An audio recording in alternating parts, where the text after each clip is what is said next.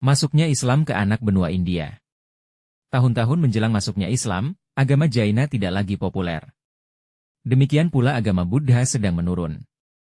Sebaliknya, agama Hindu adalah agama yang paling penting dan banyak dianut oleh rakyat India.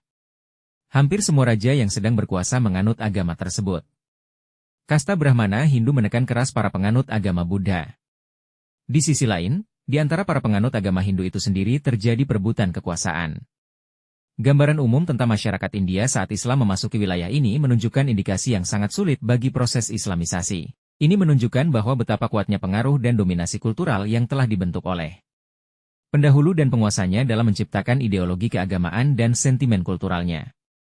Tokoh zaman yang hidup pada masa Islamisasi di India, Al-Biruni, menyimpulkan bahwa ada 5 hal penting yang menjadi titik perhatian pengamatannya, sekaligus menjadi ciri khas masyarakat India, dalam menolak sesuatu yang datang dari luar yakni bahasa, agama tradisi, kebencian terhadap orang asing, fanatisme dan keangkuhan budaya. Pertama, bahasa orang-orang India adalah bahasa Sanskerta yang terbentuk oleh pengalaman sejarah yang sangat panjang dan memiliki berbagai nuansa psikologis filosofis yang dalam dan rumit.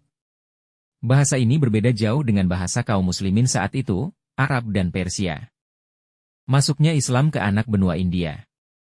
Tahun-tahun menjelang masuknya Islam, agama Jaina tidak lagi populer.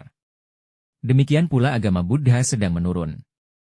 Sebaliknya, agama Hindu adalah agama yang paling penting dan banyak dianut oleh rakyat India. Hampir semua raja yang sedang berkuasa menganut agama tersebut. Kasta Brahmana Hindu menekan keras para penganut agama Buddha.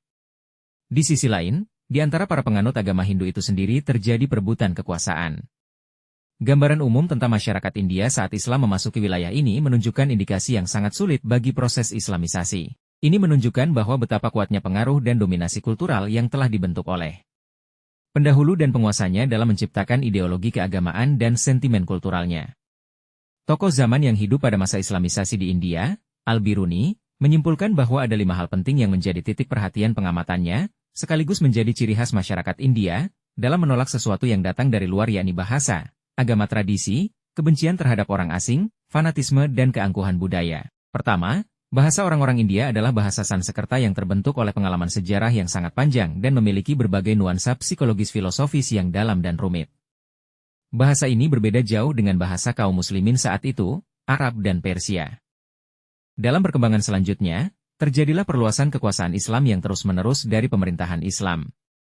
Akibatnya perkembangan kebudayaan Islam pun mencapai puncaknya pada masa dinasti Mongol sehingga masyarakat Muslim mendominasi wilayah India Utara, seperti Sindh, Baluchistan, Punjab, provinsi perbatasan Barat Laut yang sekarang menjadi bagian negara Pakistan. 258 periode pemerintahan Islam di India antara 93, 602 Hijriah, 711, 1205 Masehi. Sejak penaklukan pertama yang dilakukan oleh Muhammad bin Qasim, berturut-turut pasukan Islam berusaha untuk menjejakkan kakinya di anak benua India.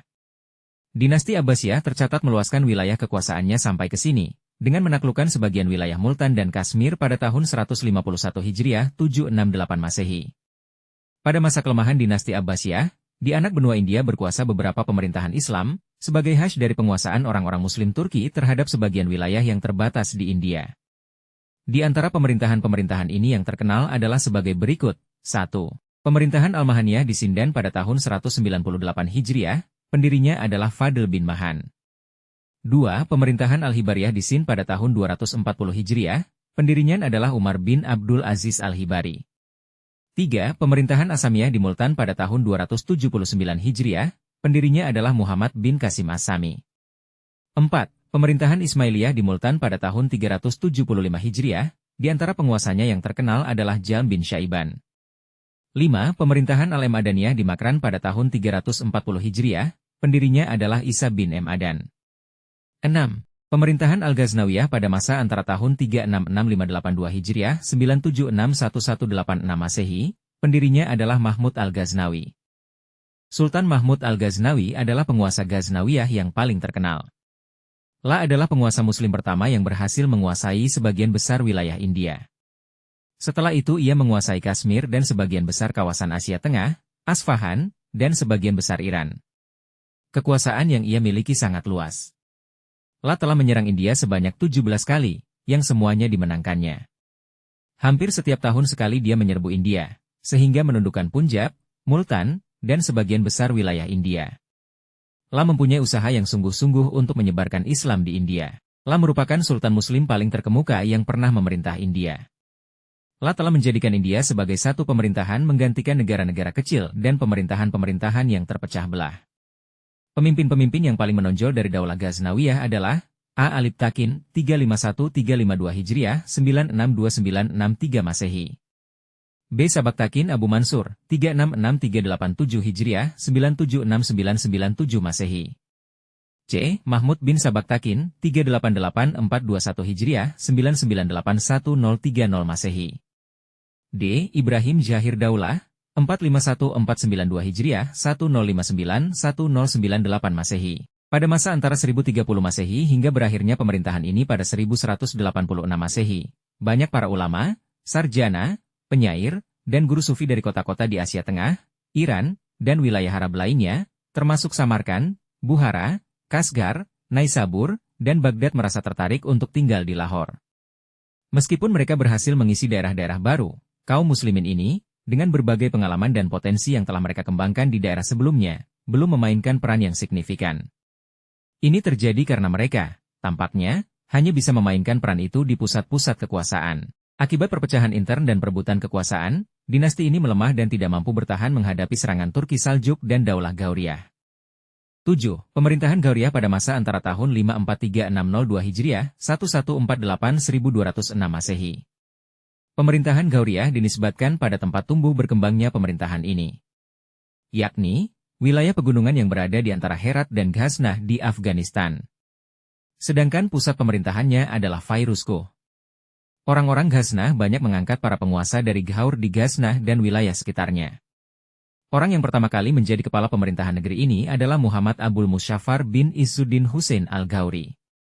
Dia adalah pendiri pemerintahan Ghauriyah. Setelah ia meninggal, anak-anaknya membagi kekuasaan di antara mereka dan berhasil menaklukkan pemerintahan Ghaznawi pada tahun 586 Hijriah 1186 Masehi.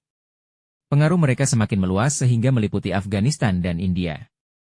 Pemimpin yang paling menonjol dari pemerintahan ini adalah Ghiatsuddin dan saudaranya Shihabuddin. Keduanya berhasil menaklukkan semua wilayah yang sebelumnya takluk di bawah pemerintahan Mahmud al-Ghaznawi di India. Mereka berdua melanjutkan penaklukan besar-besaran dan menyebarkan Islam, serta menghancurkan berhala-berhala di sana. Wilayah India Utara, secara keseluruhan yang meliputi Sind, Punjab, dan Bangladesh, berhasil ditaklukkan. Wilayah yang begitu luas ini dipercayakan kepada 3 panglima handal, yaitu Tajuddin yang menguasai daerah Ghaznah, Nashiruddin Kubaca yang menguasai wilayah Sind, dan Qutbuddin Aibak yang menguasai seluruh Hindustan.